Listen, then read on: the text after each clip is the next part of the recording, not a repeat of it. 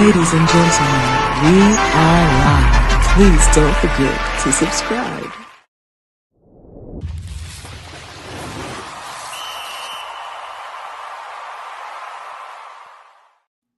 Hello, everyone, and welcome to Blow the Whistle Sports. I'm your host, Wayne Holloway, and thank you once again for tuning in. Please like, subscribe, and share. And like always, if you want to see something on our show or you have a bright idea that you want to see us implement on the show, drop them in those comments below or hit us on any one of our social media outlets. Holler at us, we holler back.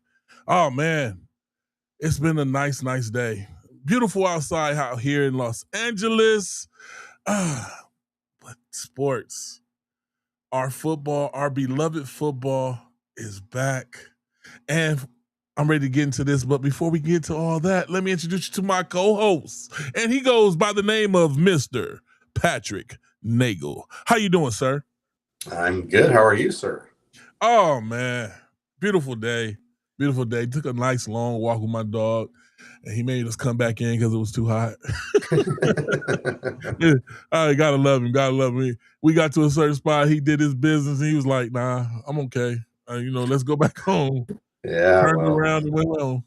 I'm broadcasting live from the alternate studio here in the greater Portland, Oregon area. So I don't have my normal backdrop, but we're traveling today. It was a nice day here in Portland. Well, a little on the warmer side, about 87, but beautiful city, and excited to talk some football and sports. And hey, as we get into it, we are about halfway through the preseason already. So we are getting close to real football, and kicking off. College football is right around the corner.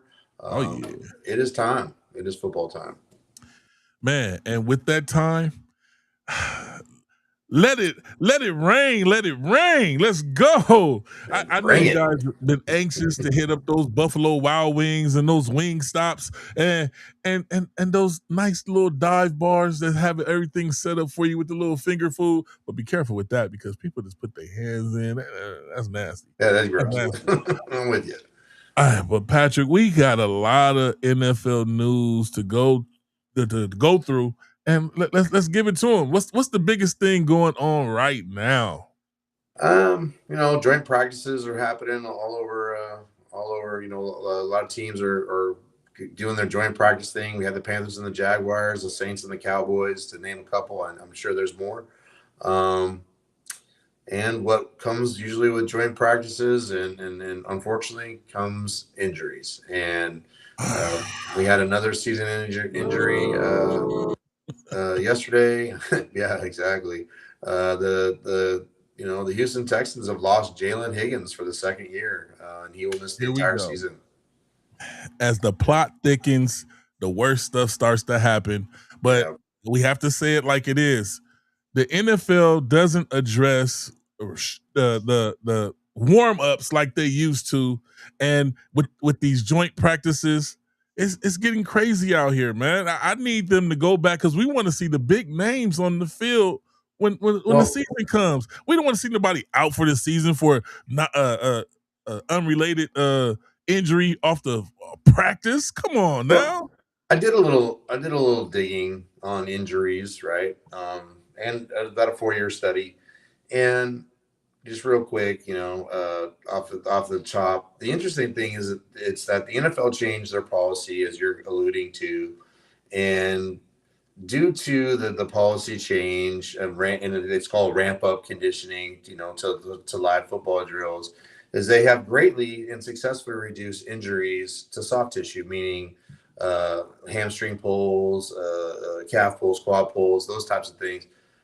Unfortunately, it seems that what has come with that is the reintroduction of full contact drills and joint practice scrimmages. There's also suddenly a sudden spike in injuries as a result of that. So I could go through and bore everybody with lots of stats and data. If anybody ever wants me to hold like a one-time seminar, I'm happy to do it. But the bottom line is, unfortunately, we get some really good players that are not going to be playing this season. And as we know, football is a sport that it has 100% injury rate. Nobody gets out alive. My father-in-law used to be the orthopedic surgeon and nuclear medicine doctor for the San Francisco 49ers.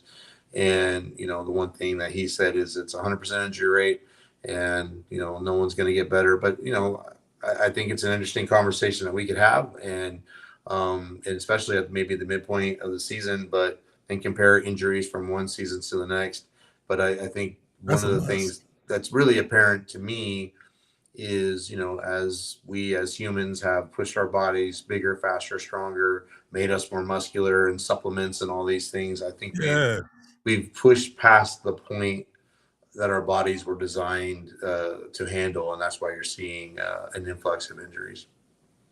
I agree. I agree 1000%. I want to give a shout out to Glenn White watching on YouTube, and a shout out to is it Laura Boner on Yeah, Kick. yeah, I will definitely talk to you. And we will get into it. I appreciate all the love, and thank you for tuning in. And we got a lot to get into. We're just talking about the injuries right now, but man, there's a lot to unpack right now. A lot. for sure. I hate for anybody to go down before they even showcase that what they got going for the new season. That hurts. That hurts me, and I'm not even a fan of Higgins, but I love all the players. All the players. The Yeah, NFL is the I think NFL. I think one of the sadder things for me is the injury to Jordan Tyson, the wide receiver for the Saints, who's a rookie. I mean, he came into the draft with a Yeah. history of injuries. He wasn't able to play that much last year. Worked out really hard. He felt like he was really going to be the best wide receiver in the draft, and already hurt and is going to miss 2 months. And Man. no, that's not the season. But as you know, missing for a rookie wide receiver to miss all of training camp in the first 4 weeks of the season, what Huge. kind of impact is he going to be able to make this year? Because he's already so far behind, right? He's not, his timing, his rhythm isn't going to be right with the quarterback. He's not going the progressions in learning, so might be a lost year for him as well. So those things make me disappoint me because he was a top 10 draft pick and a high level pick at that, and I had a lot was expected of him, and just kind of disappointed that he's not going to be able to perform. Did you find out anything about Puka Nakua and his hip injury? Um, It seems like it's a habitual thing. I want to say it's like a pre-arthritic condition, but to be mm, honest with you, I read it and I didn't recognize the I did not recognize the actual condition that it named. I didn't get a chance to look it up, but okay. it sounds like it's a degenerative arthritic condition, and I hope that he can get that treated. But and Puka Nakua is a classic example. Of someone who the way and the style in which he plays the game is and he's similar to like a Cam Scatteraboo that we've talked about, where Right. like as a fan you love to watch him play, you love that ability to just throw his body into the mix and not be afraid of contact. And Puka's a big strong dude, and he just trucks dudes as a wide receiver. The problem is that in the NFL that's not a play style that's going to lend itself to longevity. He's and young. and yeah, and you can't play that way forever. Those dudes are big and strong on the other side of the ball too. And I believe it was Cam Newton that once said, "Those guys get paid too." And Yeah. they get paid to be good too. So, but yeah, unfortunately, it looks like Puka's going to miss some time as well. What I'm reading, it looks like he's going to be back. They hopeful, fingers crossed for him. He's going to be back by opening day. You would hope that like some veteran presence would come and talk to the guy. Like, look, man, and when it's not the playoffs, when it's not all on the line, you got to think about your body first. Think about the team and staying in the game and keeping the injuries down. Sometimes you got to just get the yards you get, go down, and make the next play. When you're a high explosive player in his caliber, it speaks volumes. You can do this again. Don't don't don't overdo it No, especially when it's not a playoff game. You're not. It makes no I, sense. I, I agree. The problem is that these guys made themselves great by playing that way. That's what made them that way. So how do Yeah. you now change it to not be the player that you think you need to be in order to be there? That's a very hard thing. It's like telling a pitcher in baseball that throws 100 miles an hour. Like, hey, everybody can hit 100 miles an hour. I know you made it to the big leagues because you have a 100-mile-an-hour fastball. Now I want you to throw a changeup. It's like, what? That's not what got me here. I'm here because I throw 100 miles an hour. I'm famous because of this. Yeah. So that's easier said than done, but I hope they can get that worked out. Yes. But as we get stuff coming in, because like last time we were on Monday, and people, we're moving our format back to Wednesdays only until after the season. Wednesdays, you're gonna get it all from us. We're gonna pour into you guys and give you all the news that's going on around the league and everything happening in sports. But you know what? We've been going over these teams. We've been unpacking each team and basically going over their true chances for the season and our expectations from our opinions. And be free, drop in the comments, let us know what your opinion is, and let us know who your team is. Glenn White, I know your team is Carolina. I know you die hard Carolina. That's one of our guys right there. Keep pounding, brother. Keep pounding. That's right. But let's you know what? Let's start off with a team that hasn't been what they've thought they were going to get once they got Marvin Harrison's son, which is the Arizona Cardinals. And Arizona Cardinals, they have Jacoby Brissett at QB. Their running back is Jeremiah Love, number one wide receiver, a name that is used to send chills when they went to other stadiums. Marvin Harrison, but this is Junior. And we have all the expectations for him. We just haven't seen it on the field yet. Second, Michael Wilson. Third, Kendrick Bourne, and Trey McBride at tight end. Patrick, can you unpack this team? Because this team just hasn't been able to get those wheels turning. Jacoby looks great at times. Marvin Harrison, maybe Jacoby they'll get a hookup to where, now that they changed that QB, where he looks like he's ready for the NFL, because right now it's just a name that we're throwing out there and we haven't seen much. Yeah, the Arizona Cardinals, they changed their head coach. So the new head coach is Mike LaFleur, Matt LaFleur's little brother, head coach of Green Bay.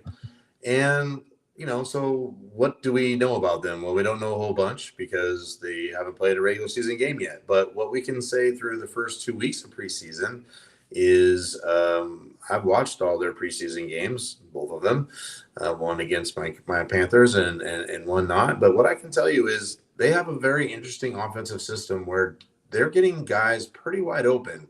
And, and Matt LaFleur, Mike LaFleur, offensive-minded guru coaches.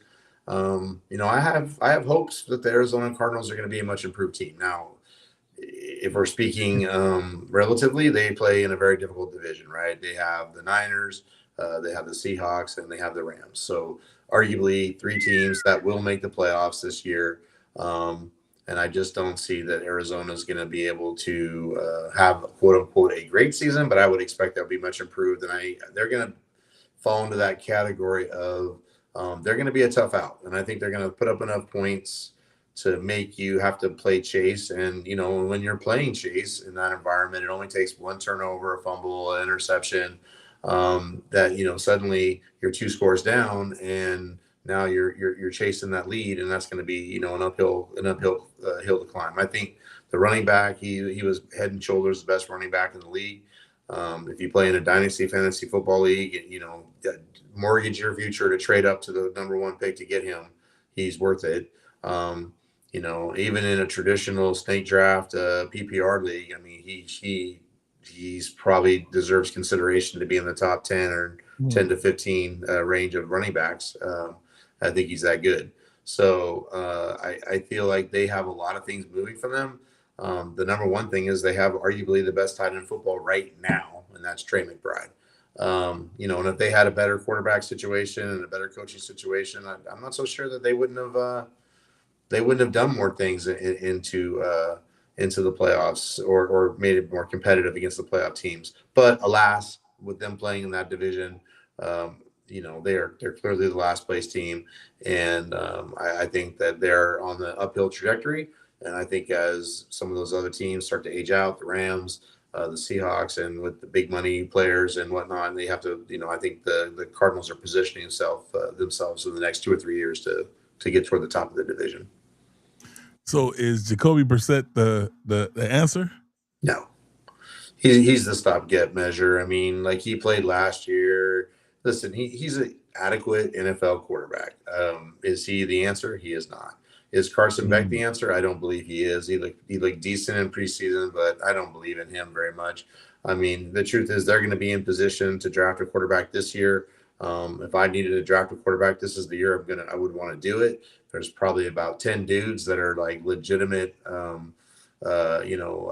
quarterbacks that could really do some damage and be really, really quality NFL quarterbacks. Jacoby's just a stopgap measure for this season. Okay, so to sum it all up, Arizona's still going to be last in this division, but they're not going to be a pushover when teams play them. They're going to be a hard team to win. Put up a fight. That's going to be a game. That's going to be a game. They might be, 4 and whatever, 5 and whatever. But if you go and look at their margin of victory and spread, they're probably going to be that team that lost by less than 10 points in all those games. That's my guess for them. Hey, well, you have no argument with me right there. We've been there. Arizona's Arizona. Yeah, we've been there. Now, let's talk about a team. Now, moving to Detroit to get to these Lions, let's talk about Jared Goff and company. Jared Goff at QB, Jamar Gibbs running back, Isaiah Pacheco, honorable mention. He's not on Kansas City anymore, and they picked him up. Their number one wide receivers, Amon-Ra St. Brown, been explosive since they picked him up. He hasn't looked back. Their number 2 is Jameis Williams. 3, Isaac Tesla, and that's a sleeper. A lot of people sleep on him in fantasy people. Isaac Tesla does put up nice points because Amon-Ra gets the double team. So don't sleep on Isaac Tesla. And their elite tight end is back, Sam Laporta. Patrick, what do you think about this team? Yeah, we've had high hopes for this team for the last couple of years. They had the Niners on the ropes a couple of years ago in the NFC Championship game and somehow let them off the ropes. And the Niners went on to lose the Super Bowl to Kansas City that year. But I look at that and say, this is a really, really good team. They have a lot of good parts. And there's been a theme that you and I have been discussing as we've been going through these teams. And one of the things that happens and has been happening is when you have a good team, other teams start to raid your coaching staff to fill their team, either a head coaching or make them offensive or defensive coordinators. And that's what happened to the Lions, right? The Lions were really, really good. Ben Johnson is now the head coach in Chicago, and Aaron Glenn, who the defensive coordinator is now the head coach in New York. So there's been turnover there under Dan Campbell's coaching staff. So, we talked about the Lions the other night. I think Dan needs to clean up his go for it mentality and maybe be a little smarter about that. You think? You think? I do. And but outside of that, I think this team returns to the top spot in this division. This is a tough division. Again, I think you have 2 really good teams. The Bears proved to be a pretty solid team, although I think this year Caleb Williams and Ben Johnson have put a lot of things on film. I think the defenses are going to have a little bit more to go off of this year. But at the end of the day, I like both of these teams. I think they're going to be good. I just think the Lions are just a little bit better. Yeah, the Lions are a team that every year they can go the extra step. I believe the X factor is their coach letting them, like Patrick put out there, letting them go the extra step. Because if you watch, I want everybody to pay attention to these Lions games.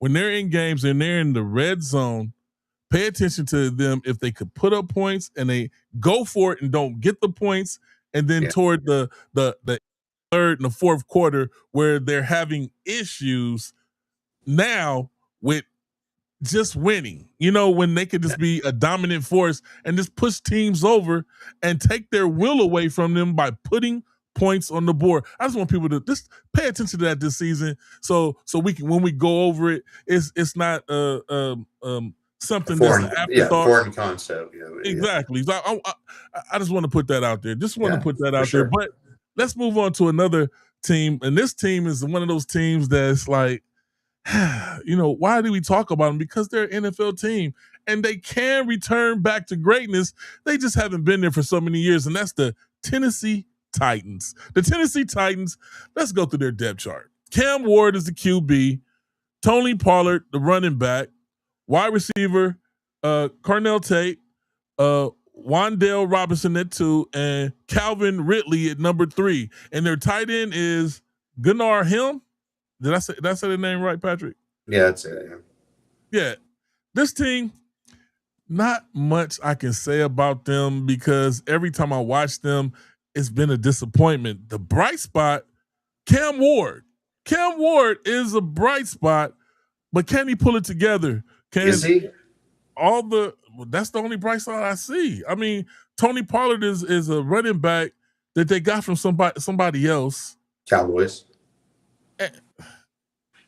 It's a one of those put together teams, and you hope that they gel together. You hope that last season they learned, and this season they get in there and they accomplish their goal. But I don't see it from this team yet. Nothing on this team excites me. But I don't Cam Ward. I don't see it at all. I mean, they fired their coach 7 games into the season last year. Brian Callahan, who was a really good offensive coach, a good quarterback developer. They got rid of him. They bring in Robert Saleh this year, who's a defensive coach. Okay, I don't. That move doesn't make sense to me when you have. Nothing against Robert Saleh, great defensive coordinator. By the way, he couldn't get it done with Aaron Rodgers in the Jets, and now he's going to attempt to get it done with Cam Ward in Tennessee. I'm not sold on Cam Ward. I do not think that he's that good. I think coming out of college, that's their only bright spot. And if you don't think he's that good, oh my goodness, I just don't. And I look at they had Willis, the quarterback who's now in Miami. They drafted him and they just gave him away to Green Bay for nothing. And they have Will Levis on that team who played well in spots a couple of years ago, and they seem to be just looking for the new shiny toy every draft in the quarterback. Listen, we'll see what Cam Ward is. I think he's a system quarterback. He obviously played his way. He was a 0-star recruit coming in out of high school. He played his way through JC ranks, went to Washington State, played in a run and shoot offense, put up some pretty decent numbers there. And then transfers to Miami, and he plays good in Miami, but I don't know if that was him necessarily or the system and the surrounding pieces of that team. I'm not even sure he was the best quarterback in the draft last year, and he gets drafted number 1 overall. So I don't, all the debate all summer long was whether it was going to be Shedeur or Cam Ward number 1, and Shedeur ends up being a 5th-round draft pick. So I just don't know, if that's really the case. We'll see. Prove me wrong, please. Right. I'd love for you to prove me wrong, but I just don't see it right now. I think this team is by far the worst team in their division. I mean, they're in the same division of the Jaguars, Colts, and Texans, people. So that's for all those teams, that's 2 easy wins in my book, and I think this is a 2-win team at best. Now, do you think the coach that got fired, was it his fault or was it a personnel fault, failure on the team? They fired the personnel guy too, and I think that to me this has to be a personnel thing. I mean, they didn't give him the tools to be successful. They gave away Derrick Henry because quote unquote he was old and washed up. I mean, he seems to have had a pretty good second career in Baltimore from what I'm seeing. I think I could turn around and hand him off the ball and we could probably win 5-6 games a year. So, and I'm an old man. So I just don't know that I don't think you can scapegoat him. And I think the hardest part, and we lived that being Carolina Panther fans, the worst thing you can do to a young quarterback is to fire his staff halfway through the first season, because in essence, that year is thrown in the trash. And now basically this year becomes back to year 1 again, because you're learning a whole new system, a whole new deal. And so it almost makes last year a wasted year. I hope Cam Ward becomes a good quarterback. I do. I just don't see it. And I think Tennessee arguably could be the worst team in the NFL. Now, this is to help you fantasy football people. Do you see anybody on this team worthy of being picked up on the fantasy football squad? I do. Well, it depends on what type of league you're in, first and foremost. If you're in a dynasty league, a keeper league, I would look at Carnell Tate in the middle to late into the draft, because even though he was the first, passing in the balls though. I know that, but is Cam Ward going to be there forever? And if it's a dynasty league or a contract league or a keeper league, you have the opportunity to keep that young man, and he's going to develop into something special. He was the number one draft pick. I mean, the number one receiver drafted in the draft. Okay. I like him a lot. I just don't think he has a great quarterback situation there. But we'll see. Again, I could be wrong, but if you're in a keeper dynasty lad, yeah, he's attractive to me. If it's just a traditional PPR league, snake draft, redraft every year, no, I don't see it. Now I might take him as my 12th round pick or my 13th round pick. I'm talking about Carnell Tate, Pollard, just because he's a starting running back and he might get touches. But I'm not. There's not anyone on Tennessee I'm salivating to have. Let me just put it that way. Exactly. Me either. And I feel sorry for anybody when people pick these people off of this team. I laugh on the inside, and people be like at drafts be looking at me like, what's going on? Like, oh, nothing. No, my allergies are acting up. That guy's reach. Hey, Tony Pollard, fantasy football people. Tony Pollard, starting running back. Only thing I see worth anything. He's gonna get touches. We can't be wrong. Cam Ward can come in there and look outstanding. I hope that for the young guy. I truly hope that. I just don't see it. Listen, prove me wrong, please. I want to be wrong. Oh yeah. And let's move on to another team. A team that has their own subtitle that people are arguably talking about shouldn't be their subtitle, and that's America's team. And they go by the name of the Dallas Cowboys, and their lineup sounds like an all-star lineup when you got Dak Prescott, Javonte Williams, CeeDee Lamb, George Pickens, and Ryan, what's his Fournette, yeah. And don't let me. I hate when I mutilate people's names, but what Patrick said, and then Jake Ferguson at tight end. Hey, all-star lineup. It sounds lovely. It sounds sexy. But, Patrick, what do you think about that? How about them Cowboys? Listen. Cowboys!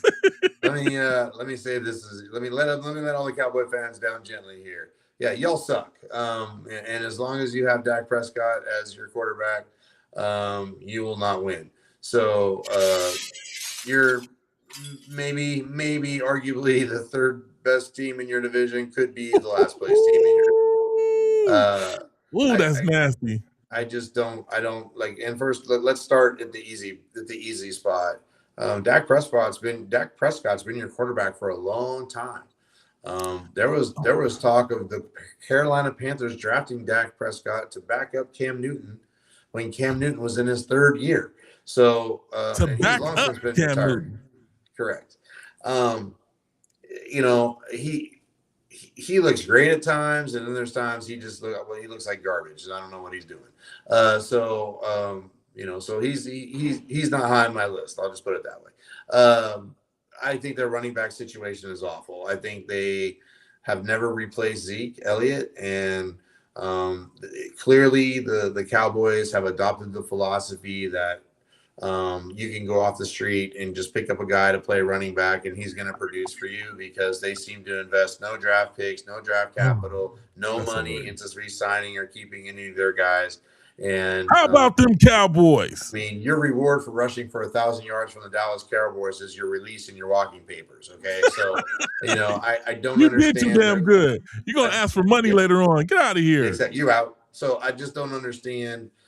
I don't understand it. And so they got two great receivers. Phenomenal. They got Jake Ferguson, phenomenal. I don't think their defense can catch a cold, so I don't know what exactly they're going to do to just stop that. So, they drafted some nice pieces to play on their defense, but they're pieces to play on the defense, and they got to learn the game, the NFL game. So, the Cowboys, they're pretenders all day. They're not going to be competitive in terms of fighting for a playoff spot. they're just not that good, and I think it's time for Pretenders. Ooh, I think it's he hit him time with a good for shot. and I'm just keeping it real, man. I think it's time for every Cowboy fan to look themselves in the mirror and like realize that you've been living a lie. And this whole America's team moniker and how about them Cowboys and how great you are, uh, guys. You haven't been to the Super Bowl in 40 years, so I think it's time for you to just stack up and realize they won a playoff game for the first time in like 35 years a year ago. I mean, they're just not that good. So great. You might compete for the division title. You might make it to the playoffs. You're going to lose. So at this point, until Jerry Jones dies and they get someone on that team that can run a team successfully. And we're not hoping that he passes away at all. No, he's passing away. I'm just saying, as long as he won't relinquish control, they're going to continue to wallow in mediocrity, and that's just all they're going to be. Hey, but what you guys are great at is merchandising. Thanks. You guys can sell some sheets and some covers. Cowboy fans, there you have it. We laid it all out. I want all the smoke, so you all can bring it. You can bring me all the smoke. I'm right here for it. Hey, how about them Cowboys? Let's move on because you expect when you hear the Cowboys, you smell that though, Wayne? You smell that? Star, Emmitt Smith. All I smell is cow shit, Wayne. That's all I smell. I said I smell cow shit. That's all I smell. I don't smell it. Hey, Zeke, they let him go and brought him back. Zeke, all this was good for what? 2 years? 2 years? He had a 3 or 4 year run before he went to Cabo, and then that was the end of him. So. Oh man, maybe them little shirts he was wearing is a little too tight, cut off his circulation. That's a girl's shirt, sir. All right, let's move on to a team that at least they haven't been beautiful, but at least they try. The New Orleans Saints, that's in our division. Let's give them a shout out. Starting off with Tyler Shug. Yeah. Tyler Shug, as my compadre said, and Travis Etienne Jr., Chris Olave. That's a solid wide receiver right there. I like him. Jordan Tyson that has doubtful next to his name. Yeah, he's out for 2 months. Ooh. And Devon Vale. And tight end Juwan Johnson. Or Juwan Johnson? Juwan or Juan? Juwan. Yeah. New Orleans Saints. And I was just on another podcast before we got on, and it was with some Bucks fans and some Saints fans, and the Saints fans, they was talking with their chest poked out like they're gonna do something this season. I even know a couple of Saints fans, and it doesn't matter. They talking, boy. They talking big talk too. I'm gonna call them Mighty Mouse. I'm gonna call them Mighty Mouse. I'm gonna let Patrick break this down for y'all. Patrick, what do you think about the New Orleans Saints that's in our division? Well, they're straight trash, Wayne. So when they sit there and say who dat and all that, who dat, who is that? Because that's what they're going to be putting on the field this year on their defensive side of the football. They got nobody. This is a classic example. Who dat nation?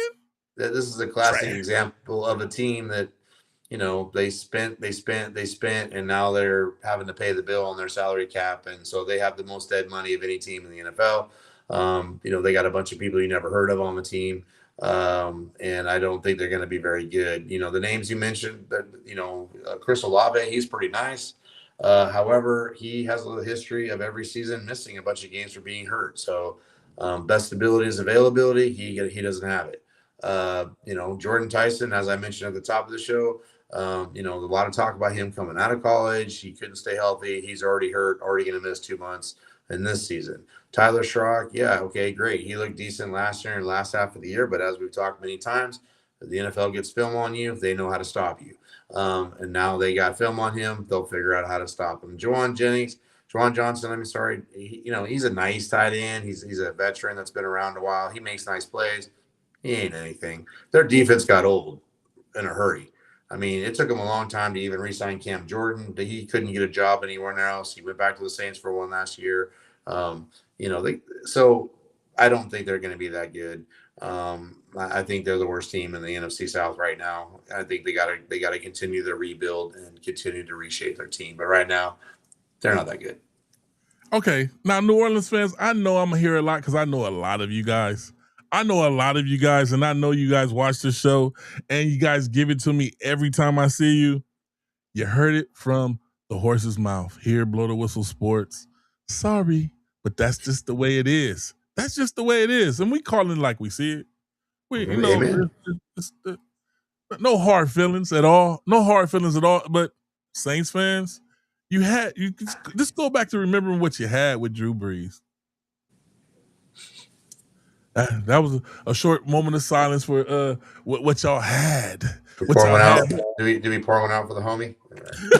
There it is. There it is right there. Now, let's move on to another team that looked damn good last season. I don't think they're going to return to full form, but I'm not wishing no bad on anybody. I want to see them all put it out there on the field. And they go by the name of the Chicago Bears. The Bears. Caleb Williams, DeAndre Smith, Rome, Doomsday. I think these names: Rome Doomsday, Luther Burden, and Calf Raymond, and tight end Colston Loveland. Yeah. And they have Cole Kmet as well at tight end. I cannot say anything bad about this team. They went out there, they showed out. Caleb Williams. Caleb? Not Caleb. Caleb. Man, that's my say his name again so I can pronounce it right. Caleb. I'm practicing his name right now. Hold on. Yeah, what are you Caleb Williams. You did your thing last season. I don't think you're going to return back to forms. And I'm sorry. And I know Patrick said it right. The Bears, y'all looked excellent last season, but this division, I just don't see y'all. I think y'all got away last season. I hope for the city of Chicago that I'm wrong here, but I think you're just like the Patriots. We're not going to see y'all the same way that we saw y'all the season before. You're going to take a step back, but you're still going to be a tough game anytime somebody plays you. I just don't think that we're going to see that form that we saw last season. Patrick, what do you think about this? Yeah, I don't think you're wrong. I mean, but I also this is one of those teams, just like the Patriots, like you mentioned, where you're talking about they're not going to be as good, right? But what does that mean? If they were a 12-win team last year and they're 11-win team this year, they're still good. They just didn't win as many games. So I agree with you. I think the Bears are set up to not win as many games. Not so much about them as it is about the teams in their division, right? Did the Minnesota Vikings get better than from last year or worse? I would argue they got better. It's relative, but they got better. They now have confidence, and they have a solidified quarterback position in Kyler Murray. Now we can argue that Kyler Murray is not that great or whatever, but they have a veteran. I wouldn't say that. I wouldn't put him down like that. But what I would say is they have a solidified veteran quarterback who knows how to play, who's going to be throwing to Justin Jefferson and that wide receiver trio, and Jordan Addison and all those guys, and they're going to be a better team. He's going to play better than JJ McCarthy, I believe. You have Green Bay. If Jordan Love stays healthy and that team, those young receivers continue to develop, they're going to be a better team. And I think that's the problem that the Bears have is the Lions are good. They went through some growing pains with losing some of their offensive coordinators and some of their players. But all those things aside, I think the Bears are better, the Packers are better, and the Vikings are better. What that means is the Bears have to slip, right, a little bit for those teams to have space to be better. So that's a tough division. That division used to be called back in the day the black and blue division, and I see that returning this year. I think you see that being the case. I like the Bears, but I will say the same thing I've said all along. Now every NFL defensive coordinator that had the Bears on their schedule in 2026, they now have the game film on how Ben Johnson's going to call the game, how Caleb Williams is going to play under those calls. So they now can make the difference between what was maybe, a 25 for 35 game and 300 yards for Caleb Williams. Now that's a 20 for 35 game with 250 yards and a sack and maybe a pick because they can now predict what he's going to do. So I think you're going to see a little bit of slide back, but I still think they're going to be a good team. They're going to compete for the playoffs. But see, this is the division, in my opinion, just like the NFC West, where you could have 3 of the 4 teams going to the playoffs, and you could make an argument that, all 4 teams could be competing for a playoff team berth. But the problem is between that division and the NFC West, you got about 5 teams there that aren't going to win their division that are going to be competing for 3 wild cards. So, these are going to be good teams, but the Bears, yeah, I think they're going to slide back a little bit. And by slide back a little bit, I mean they might win 1 or 2 less games than they won the year previous. So where do you put them on the column, second or third? Because we know in the the division? Lions winning this division unless they get some type of I put them at number 2 injury. I put it number 2. 2? Yeah. Lions, Bears, then Packers. Green Bay. Yeah, I can see that. but I think it's going to be close, though. I think that's going to be a close division. I mean, I don't think, I don't think there's going to be like any team pulling away there, like between the Packers and the Bears. Like I think they're going to stay right there in 2 and 3. I mean, if they flip-flopped, I mean, I could even see that they tie for the same record. I just think that division has a lot of really good young players in it, and I think you're going to see a really, really tough divisional race, to come out of that division. That's a neck and neck race right there. It is, man. Some good teams right there. Yeah, oh yeah, sure. Most definite. But the Bears and Bears fans, you heard it here. Hey, y'all had a wonderful season last season, and I'm not doubting you guys. Yes, I am. I'm not even gonna lie to myself or to you guys. I am doubting you guys because I believe that you guys got away with one last season, but you look good doing it. You did look good doing it, but another team did that. The New England. That's the way I said it. New England Patriots, they look good last season too. I don't see it this season, but I could be wrong. I think also for me, something just dawned on me. I'm sorry to interrupt, Wayne. No, go ahead. I think the Bears did something this offseason that I think is going to come back to bite them, and I think the fact that they traded away DJ Moore is going to bite them in the butt because they traded away that veteran receiver. And although DJ Moore, isn't the sexiest receiver that ever walked the face of the earth, he just puts up numbers and he makes catches and he gets open. He's a good quality player. He's a player that I'm really sad that Carolina traded. But I think he's going to do big things in Buffalo. I just think, that suddenly that locker room for wide receivers got really young, and the veteran presence is a 2-year guy, so a second-year player. So I think that was a mistake. I think you need a guy. I think every team, if you go back and look at teams that consistently win in the playoffs, win in big games, win in the Super Bowl, they have a savvy veteran on their receiving corps that A, helps the younger guys, but also B, who just knows how to get open and move the chains, right?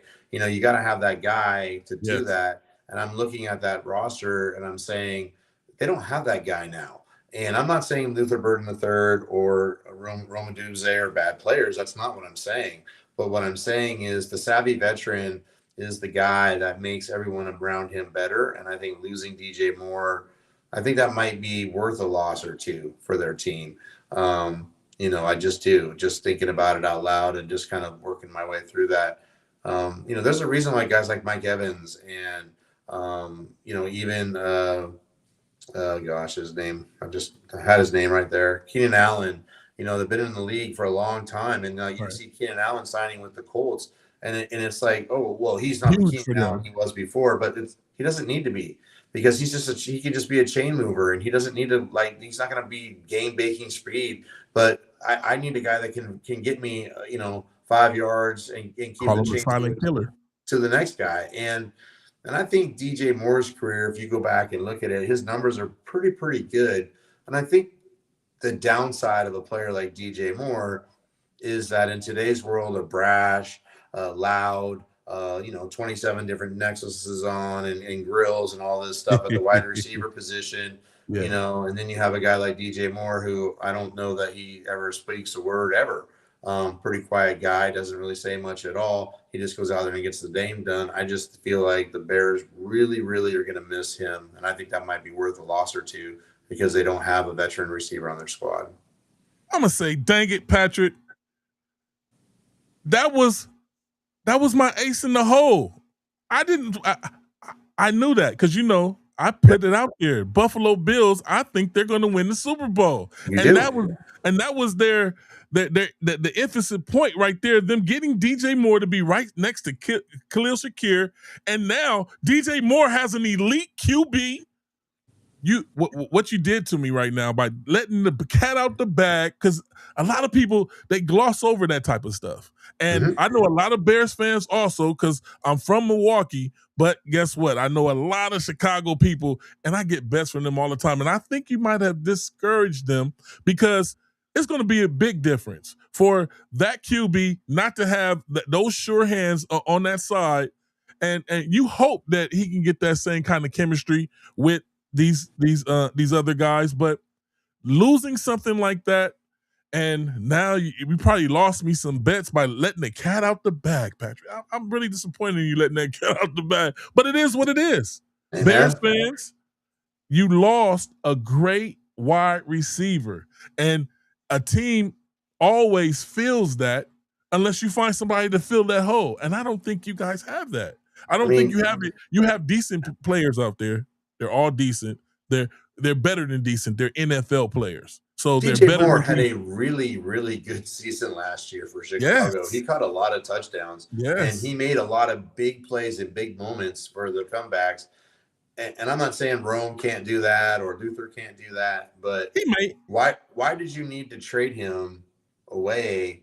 I just don't understand that. I think that was a mistake. I think that mistake is going to come back and bite him. And that's why like I said, you let the cat out the bag because Patriots, another team that says going to take a step back, they let Stephon Diggs go, 1,000-yard wide receiver. You really start to see this stuff unless somebody fills those shoes.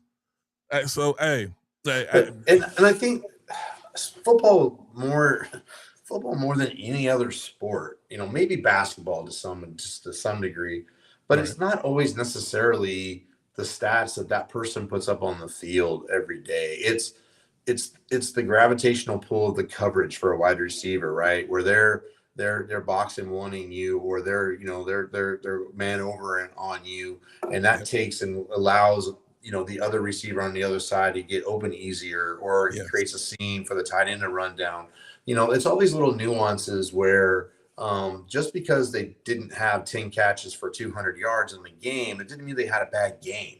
Well, where's this guy? He didn't have any catches. It's like, yeah, they were triple covering him, but look at what happened as a result of that. They triple covered him, and the tight end and the receiver on the other side went off for career highs, and that person has to get a little bit of credit there, And so when you start tinkering with that, I think that's a big miss for a lot of football fans and for a lot of teams. Oh, we can do without him, but really, I'm not saying you can't, but like, he does certain things for your team, and if you go back in history, right?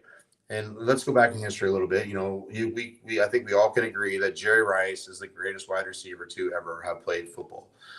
Hands down. Okay. Longevity, game breaking, everything. But there were games when Jerry Rice was invisible, and this guy that never made it on another team, who had been cut and bounced around, named John Taylor, he suddenly becomes this really good receiver in San Francisco. Why? Because he doesn't ever face any coverage other than the weakest and the poorest defender on him. He's the guy making the catch to win the Super Bowl in the last second against Cincinnati. Why? And that's why I beg to differ, because guess what? Jerry Rice still was a factor because he made that guy famous. Of course he was. But that's what I'm trying to say. Just because Jerry Rice, he didn't have a quote unquote great game on the sheet of paper, and John Taylor's better than Jerry Rice. Look at how he played. John Taylor wouldn't be open like that. We'll even go back to the Cowboys, right? When they had this guy named like Michael Irvin, and they had this other guy named Alvin Harper. And Alvin Harper would score all these touchdowns and all this stuff. And Alvin Harper's great. And then he leaves the Cowboys and he goes to Tampa Bay to be the number one guy and get all these hundreds of millions of dollars and be the man. And guess what Alvin Harper did in Tampa Bay? He did nothing. And so there's a lot to be said with the precious environment and the precious universe inside a locker room and the receiver room. And when you mess with it and give a guy like DJ Moore away, who by all accounts is a really, really good human, a nice person, a mentor to those other players. Yes, a hard worker, never takes a day off, never complains. He'll never throw me the damn ball, none of that stuff. You know, and yet you show him the door, and you trade him to Buffalo, and arguably that's the move that puts Buffalo over the top, and we'll see what happens. But it's an interesting move for me. I don't understand it. Listen, and that's why they play, and those guys get paid millions of dollars to make decisions that supposedly are smarter than me. But we'll see how it works out. Hey, and I can't wait to see how it works out. But hey, we're gonna move on to the next team, and this team needs no introduction.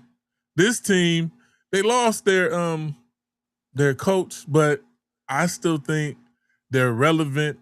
I'm pretty sure everybody out there thinks they're relevant because this team on paper is kicking people's butt, and they go by the name of the Baltimore Ravens. Lamar Jackson, Derrick Henry, Zay Flowers, Rashad Bateman, and Jacoby Lane, and Mark Andrews. Those names is like every time I said them, it was just like a drum was beating because those names, they on paper, this team should have been to the Super Bowl 4 or 5 times, and we haven't seen them. And I blame Lamar Jackson for about 4 of those seasons because to me, he just does too much. He moves around on the field, which he's awesome at doing it. But we need that in the playoffs. We need you to stay healthy. You have the right personnel. Hand the ball off and dish the ball off to your personnel. Save your body for the playoffs, and then Baltimore gets an easy Super Bowl. It seems like I'm not even a head coach. That seems like an awesome game plan. Do the plays, but follow what I just said, Lamar Jackson. Take care of your body. Dish it to your personnel on your team who's all superstars. Make it convincingly to the playoffs.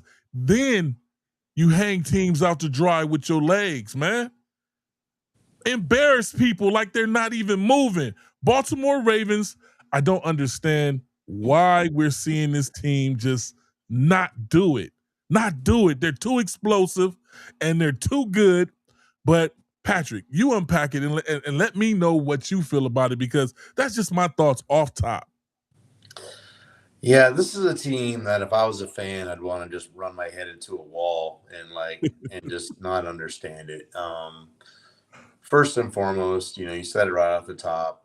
You get rid of one of the winningest coaches in NFL history, and crazy. He's an NFL Super Bowl champion head coach, and you let him go. Your team is a perennial playoff team, and you let the head coach go. So I'm a little surprised by that, if I'm just being honest. I think that's a mistake. Now we'll see what the new guy does. I'm not really super convinced that he's going to be great.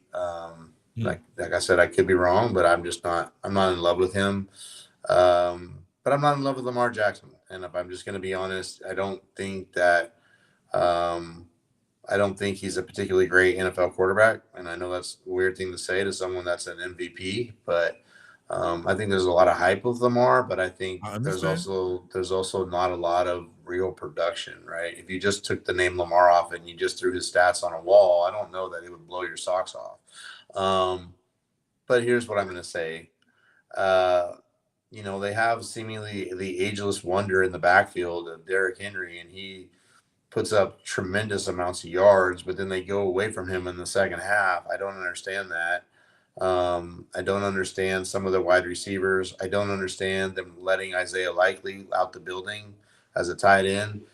He was a very good tight end, and I think by putting him out the door, I think that's a mistake. I love Mark Andrews as a tight end, but he gets hurt a lot. And, so having the 2 tight end set with him and Isaiah Likely was a very good formation and put a lot of pressure on the defense. I think it was time to pay Isaiah Likely, and they didn't want to pay him. I agree, but they should have, in my opinion. You know, I look at this team, and I just don't know what to make of them. On paper, they look like they should be the class of that division. They look like they should be top of the charts.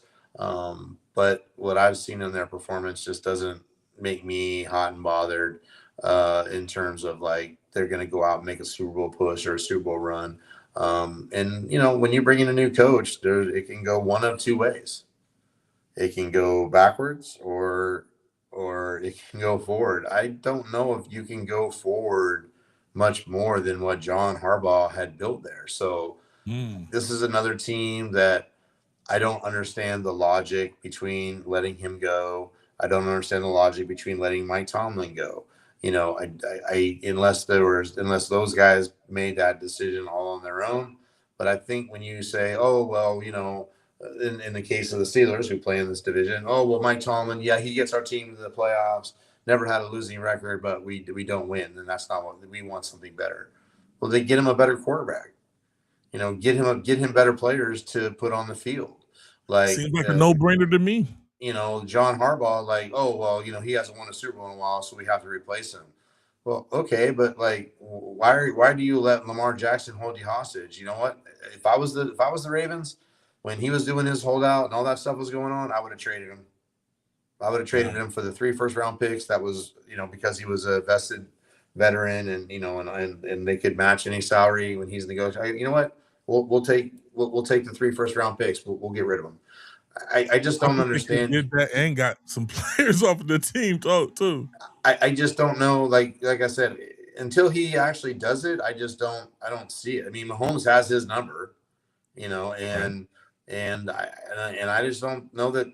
I just don't know that that's going to change. I'm not high on them, and you know, like I said, they might look like regular season juggernauts, and I can see Ravens fans lighting me up all year. But that's great until you lose on week 1 of the playoffs. I mean, and Lamar looks like he's never played football before because the good defenses that are in the playoffs, they disguise their coverages. He can't decipher what to do. He gets caught in no man's land. Do I run? Do I throw? What do I do? And he doesn't do either. And he gets sacked. Or I mean, with his skill set and ability to run, why is he getting sacked that many times? You know, and I don't want him to be running nonstop. But use your legs to get out into an open space to either throw it or get out of bands or run and get yourself the yards and slide. But I don't see that from him. So I'm not high on him. Sorry, everybody. I get it, but that's my hot take. I understand you. I believe, and I hate to say this because I believe he has the talent. I believe he's shown the talent. I believe he just doesn't put the production out there. We see it in games. We know what he can do, and then he just doesn't do it. I don't think he's a good captain. And I hate to say that because he's supposed to will his team to win, and it just doesn't seem like he's that guy in the locker room that people can go talk to, and he can inspire greatness out of them. And that's what I think is the Achilles heel of this team is Lamar Jackson, and he's also the person who's the person that can save this team. But he has to get his mind together. I agree, and I think, you know, anytime you read an article about the leader of the team, the quarterback, this year he really dedicated himself in the offseason to being in shape and coming into OTAs this time and being ready to play. That I get concerned, right? Because I don't want the leader of my team to have really gotten into the shape versus the year before. Like, I don't imagine such an article was ever written about a Tom Brady or a Drew Brees or an Aaron Rodgers when he was at the top of his powers. There's lots you could say about those guys, but I don't think you could ever say, you know, well, I wasn't really in shape last year. I didn't take the game serious. I mean, did Tom Brady ever not take the game serious? I mean, that's what I want from the leader of my team. He eats, breathes, and sleeps ball, and you know, he's always ready. He doesn't have to get ready. You know, Jerry Rice. Did Jerry Rice have to get ready? I mean, we're talking about the GOAT here, right? And there's legendary videos of him running the hills in the Bay Area and other players trying to run with him, and they're bending over, throwing up, after 2 reps or whatever, and he's going for 5 or 6 more while they're gassed. I mean, Yeah. Those things are not accidents, and that's what I want out of the leader of my team. I want my guy to lift up and inspire everybody else, and I don't think that he's that guy. I couldn't agree with you more. I want him to be, because I believe he has greatness there, and I believe that he can do it. I picked them to win the Super Bowl last season, and he embarrassed me. And I'll take credit for that. But anybody that watched this game, have watched Lamar Jackson play, who was that person on the field last season? It wasn't Lamar Jackson. It wasn't the guy that I picked to win. It wasn't him. Yeah, he looked like he wasn't interested to be there, like he didn't want to be there. And then to talk about the Tom Brady's and the Drew Brees and the Patrick Mahomes of the league. See, Patrick, when we talk sports and we're fanatics, you have players and then you have students to the game. And the students to the game that love to play, they have a different mindset. They know that being the best at their position or doing their position to the best of their ability is going to get them the money. Just do my position right, do my position justice, and we can get to the promised land. And then you have other players that have all the ability and all the talent and all the hoopla that's behind them, but they're just about the money. That's the players you want to. They want to put the grills in their face. And for me, I don't mind you having the grill in your face if you got the Super Bowl, the credentials to go with it. Talk the talk and walk the walk, like a Deion Sanders. Talk the talk and walk the walk. Then present yourself like yeah, I'm that guy. Because having those grills and all the chains and stuff, and you don't have the Super Bowl or the accolades to go with it, miss me with it. It's all for nothing. This game makes you a lot of money.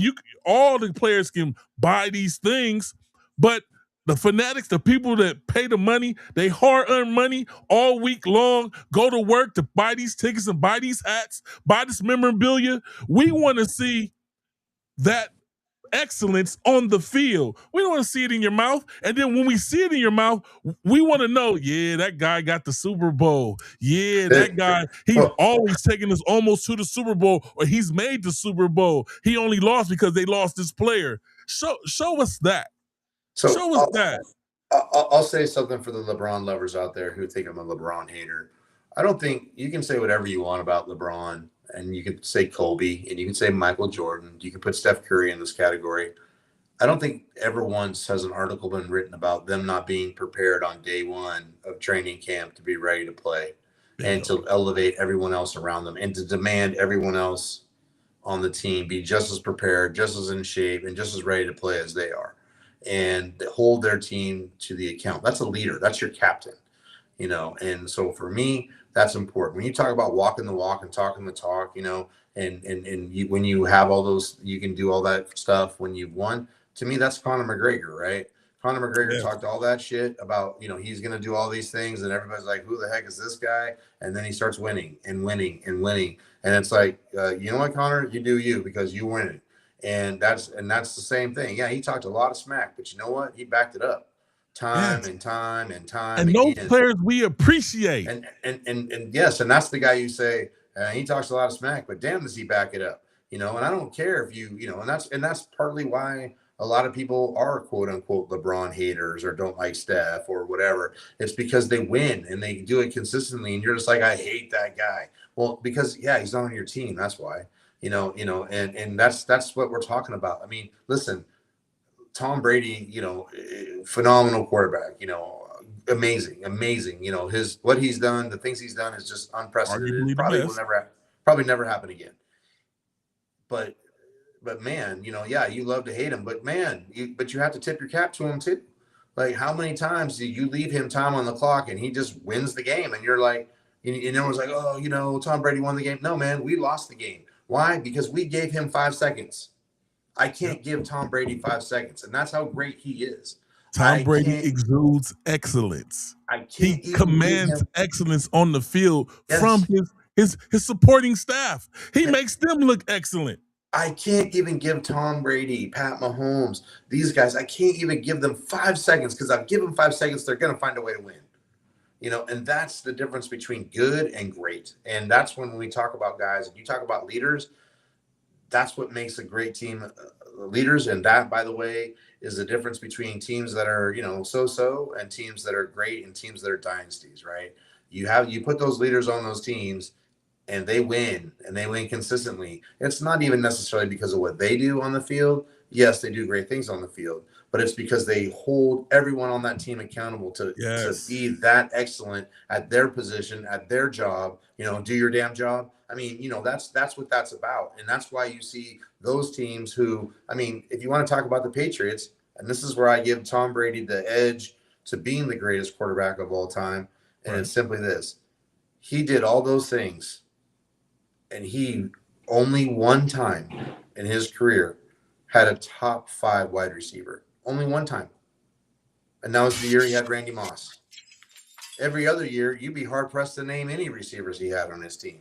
And when they went to other teams, they were trash or afterthoughts. But yet he made them great because of what he expected of them and how he held them accountable. And that's the guy I want leading my team. And you know what? And that's a high bar. But you know what? There's only 32 of those positions in the NFL. That's it. 32. So I need 32 dudes. And on my team, there's only one. And I want my dude to be the dude. And I want him to hold everyone around him accountable and himself accountable to put in the work and do everything possible to win the game. Hey, and that says it all right there. Blow the Whistle Sports. Tune in every Wednesday, 7 p.m.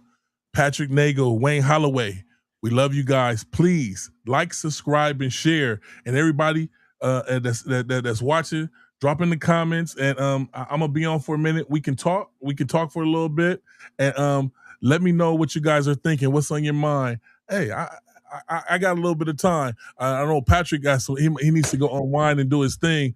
But hey, I'm gonna stay in, and after the show, we can talk a little bit.